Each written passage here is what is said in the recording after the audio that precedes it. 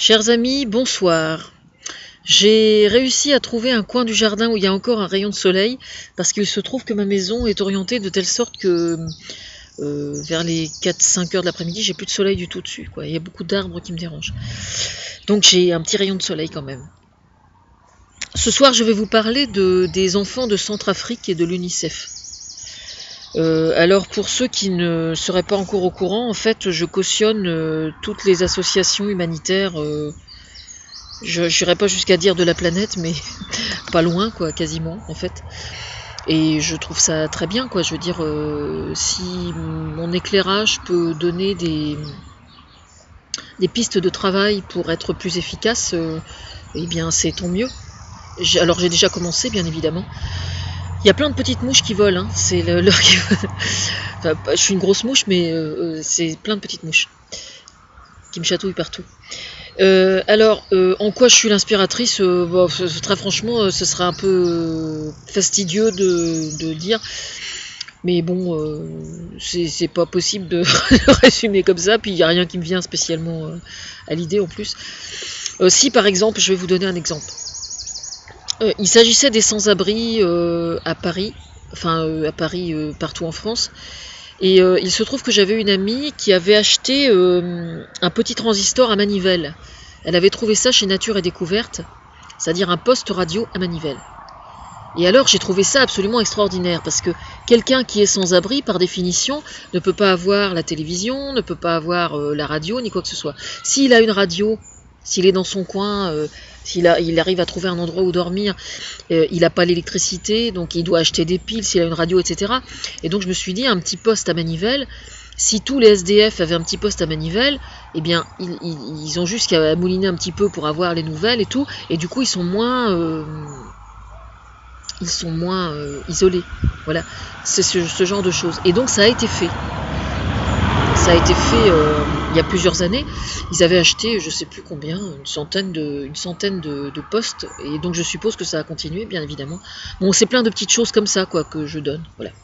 Et alors notamment, j'ai vu donc un reportage il y a quelques jours au sujet des enfants de Centrafrique, parce qu'il y a évidemment là-bas, la situation étant tellement catastrophique, il y a plein de gamins qui sont complètement paumés et qui vont très très mal.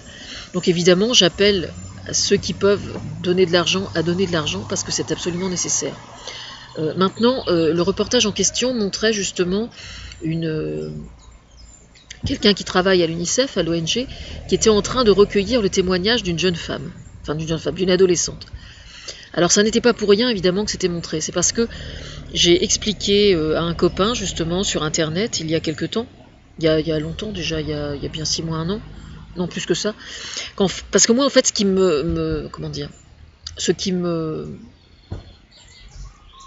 m'interpelle toujours, c'est de veiller sur les gens qui souffrent.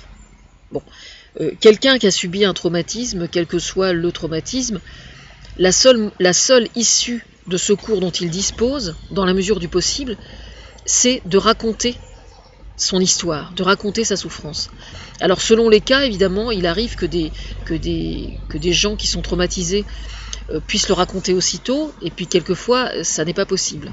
Donc ça, c'est selon les individus, selon les caractères, selon le cheminement personnel de chacun, c'est différent, bien sûr. Mais il se trouve que donc ces enfants doivent eux aussi pouvoir raconter leur histoire. Alors évidemment le problème c'est qu'il n'est pas question d'envoyer des psychologues là-bas, parce qu'il faudrait des quantités absolument astronomiques de psychologues. Mais donc ce serait même pas faisable, même si c'était souhaitable, ce serait même pas faisable, quoi.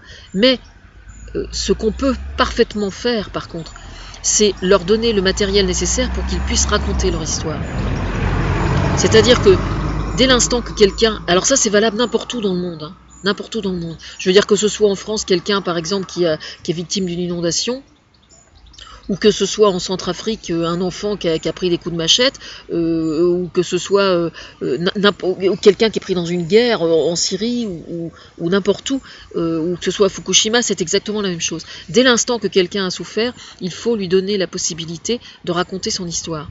Alors les journalistes font ça quand ça se présente, bien évidemment, et je les en remercie. Mais on peut faire mieux que ça, parce qu'on peut faire ça par écrit aussi. Alors, pour cette raison, il est très important justement de donner de l'argent, oui je sais encore, mais on ne peut pas faire autrement, à l'UNICEF, parce que l'UNICEF va pouvoir mettre sur pied toute une stratégie pour que chaque personne qui est capable d'écrire, qui est allé un minimum à l'école et qui est capable d'écrire, puisse raconter son histoire sur un cahier. Alors évidemment, il va y avoir des normes à respecter, c'est-à-dire donner le matériel, bien évidemment, et que la personne en question garde son cahier avec elle, qu'elle tienne un journal en fait. C'est ça qu'il faut faire, tenir un journal. C'est-à-dire que sur le cahier, il doit y avoir son nom, son prénom, sa date de naissance, l'endroit où elle se trouve au moment où elle écrit. Voilà. Et elle écrit, il faut qu'elle écrive selon son envie, bien évidemment. Il n'est pas question que de demander à quelqu'un de raconter son histoire s'il n'en a pas envie. Il faut qu'il en ait envie. Bon, maintenant, il y a aussi le cas...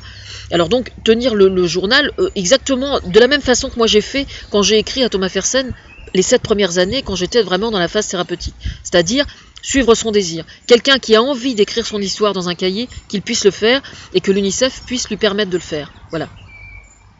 Bon, ensuite, bien évidemment, au sein des ONG, il y a des gens qui vont aussi dialoguer avec cette personne pour essayer, par le recoupement, de retrouver des membres de sa famille ou de retrouver des membres de son village. Parce que là, elle expliquait, par exemple, le cas de cette jeune femme, elle était sans nouvelles de tout le reste de sa famille, quoi. Donc c'est extrêmement grave. Il y a le traumatisme d'une part, mais il y a aussi le déchirement culturel dû à l'éclatement de la famille, voilà, comme dans tout peuple qui est persécuté. Donc ça, ce sont deux démarches différentes. Il y a le cas de gens aussi qui aimeraient écrire, mais qui ne sont pas allés à l'école et qui ne savent pas écrire. Alors dans ce cas-là, je pense qu'il est bon qu'il y ait que l'UNICEF, dans chaque cellule, en fait, désigne carrément des personnes dont ce soit le rôle strictement. Et qui donc, sur le cahier, il est important donc de mettre le nom de la personne, la date de naissance, le lieu où il vit, le lieu du camp, et les références pas du traducteur, mais les références de celui ou celle qui recueille le témoignage. C'est extrêmement important, je vais vous dire pourquoi. Parce que selon les traumatismes que l'on subit, il y a des répercussions dans la vie future. C'est-à-dire qu'il peut y avoir des répercussions les mois qui suivent, les années qui suivent, mais quelquefois dans 5 ans ou dans 10 ans. Et quelquefois, il peut être absolument vital de retrouver les traces des personnes qui ont recueilli le témoignage. Voilà, c'est extrêmement important. Moi, je vais vous raconter une histoire.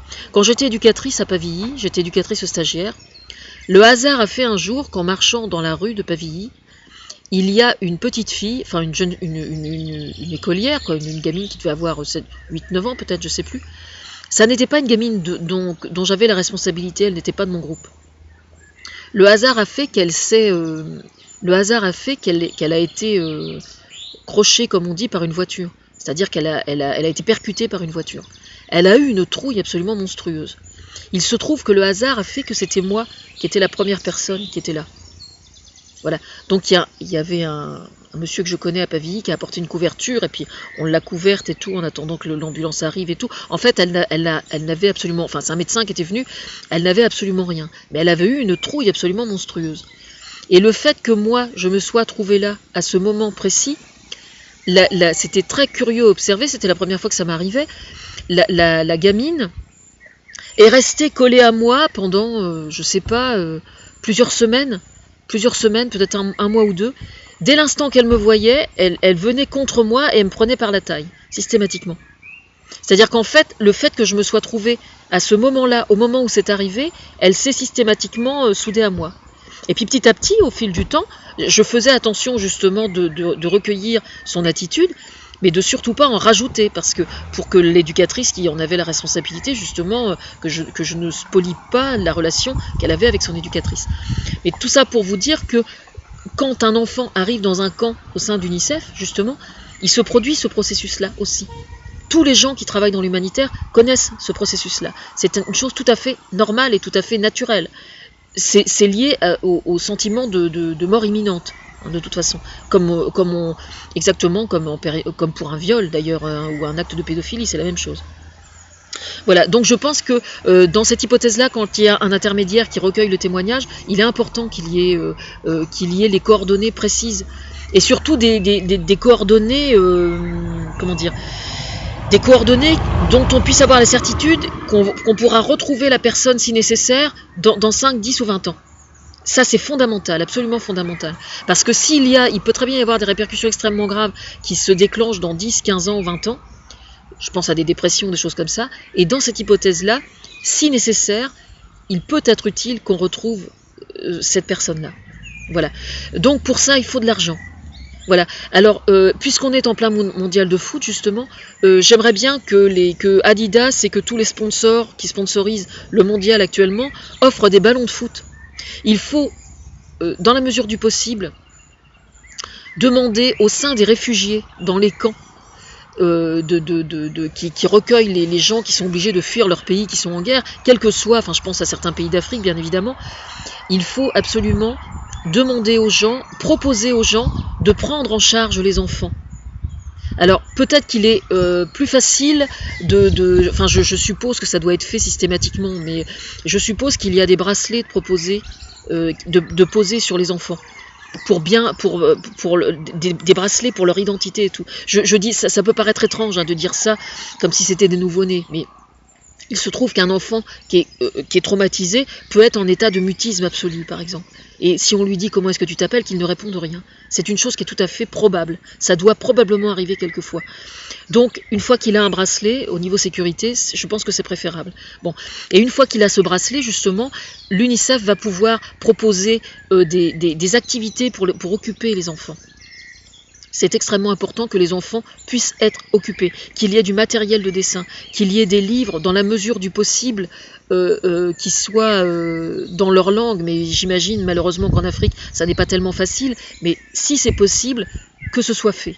Qu'il y ait des choses pour les occuper. Évidemment, l'idéal serait quelque chose qui puisse se substituer à quelque chose qui ressemble à une école, bien évidemment.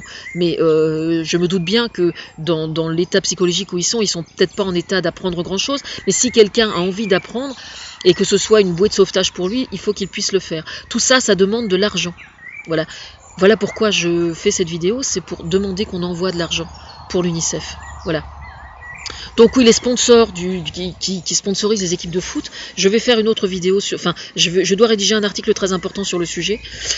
Je pense à Adidas, Nike, etc. etc. Je sais que sous mon influence, ils ont fait attention à l'endroit où étaient fabriqués les ballons de foot. C'est-à-dire que les ballons de foot maintenant ne sont plus fabriqués dans des endroits où ce sont des petits-enfants complètement exploités et réduits en esclavage qui fabriquent les ballons de foot. Et je les en remercie. Et j'aimerais bien maintenant qu'ils envoient des ballons de foot. Ça n'a pas besoin d'être les ballons du mondial, hein, d'accord. Mais que sur place, s'il y a des gens qui peuvent monter des équipes de foot et tout, parce que c'est pareil, c'est pour les aider à aller moins mal. Donc il faut essayer de faire ça. Du matériel de dessin aussi. Du matériel de dessin, et que sur chaque dessin, pareil, l'enfant, derrière, il y ait son nom, etc., etc., pour que ce soit stocké. Tout ça, ça demande du travail, et ça demande de la logistique, et pour que ça fonctionne, ça demande de l'argent. Donc je vous demande d'envoyer de l'argent. Moi j'en enverrai quand j'en aurai la possibilité. Pour l'instant je n'en ai pas encore la possibilité malheureusement. Quoi dire d'autre? De la danse. Il faudrait qu'ils puissent danser, qu'ils puissent chanter. Poussez-les un petit peu. Poussez-les un petit peu. Et puis des exercices respiratoires. C'est extrêmement important, parce que des gamins qui ont subi des traumatismes comme ça se répercute sur le corps. Et donc, notamment la première raison pour laquelle il est important d'envoyer de l'argent, c'est que tout simplement, il y a des problèmes d'alimentation, bien évidemment. Enfin, ça coule tellement de sources, évidemment, je ne l'ai pas dit au départ, mais c'est bien évidemment là que réside le premier problème, c'est que chacun mange à sa faim. Donc l'UNICEF a absolument besoin de vous pour les enfants de Centrafrique et d'ailleurs. Voilà. Je vous remercie pour eux.